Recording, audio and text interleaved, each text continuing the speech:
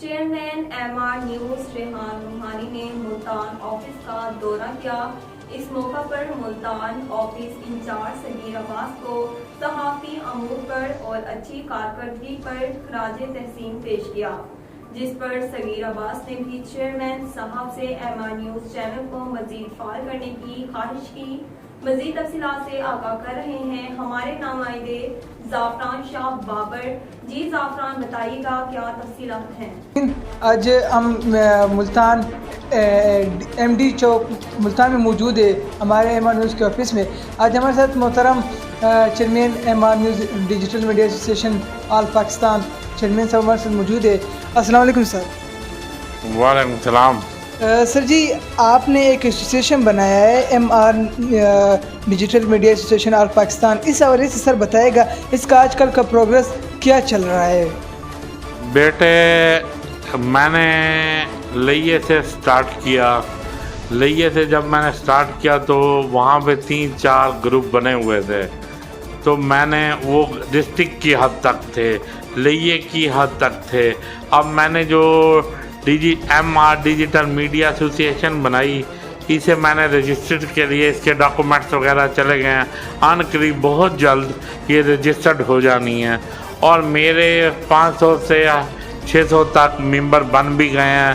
اسے بنے ہوئے زیادہ سے زیادہ ایسوسیشن کو 1 ماہ یا 2 ماہ ہوئے ہیں، ٹھیک ہے، اور ہم لگاتار محنت کر رہے ہیں۔ ہماری محنت کا پھل یہ بزرگوں نے بیج جو بویا تھا، کیونکہ میرے جو دادا جان ہیں MR روحانی، وہ بہت پرانے صحافی تھے۔ اس وقت بہت زیادہ صحافت کو کچھ نہیں سمجھا جا سکتا تھا۔ وہ سنگ میل اخبار چلاتے تھے، وہ اس وقت چلاتے تھے جب کاتب بیٹھ کے لکھا کرتے تھے۔ ان کی پہچان کی وجہ سے پھر والد صاحب محمد ریاض روحانی صاحب، میں ان کا بیٹا ہوں، محمد ریحان روحانی، میں نے محنت کی، جس کی وجہ سے اب ہماری پالیسی ہے کہ ہمارے گجرانوالے، لاہور، ساہیوال، الحمدللہ دبئی، اب کل مجھے فون آیا لندن سے، وہاں پہ بھی ہمارے لوگ نمائندے بن رہے ہیں اور ممبرشپ بڑھتی جا رہی ہے، ایسوسیشن بڑھ رہی ہے آل پاکستان کے حوالے سے، اور انشاءاللہ تعالی عن قریب آپ کی دعاؤں کے صدقے، اس ماہ رمضان کی دعاؤں کے صدقے، MR نیوز چینل بھی اور MR ڈیجیٹل میڈیا ایسوسیشن بھی بہت جلد ترقی کر رہی ہے اور گامزن ہو رہی ہے، کیونکہ مجھے پریس کلب کی لالچ نہیں ہے۔ الحمدللہ اللہ کا دیا ہوا بہت کچھ ہے کہ میں اپنا آفس خود بناؤں گا، مجھے پریس کلب سے کوئی غرض نہیں ہے۔ مجھے پاور سے غرض ہے اور طاقت سے غرض ہے۔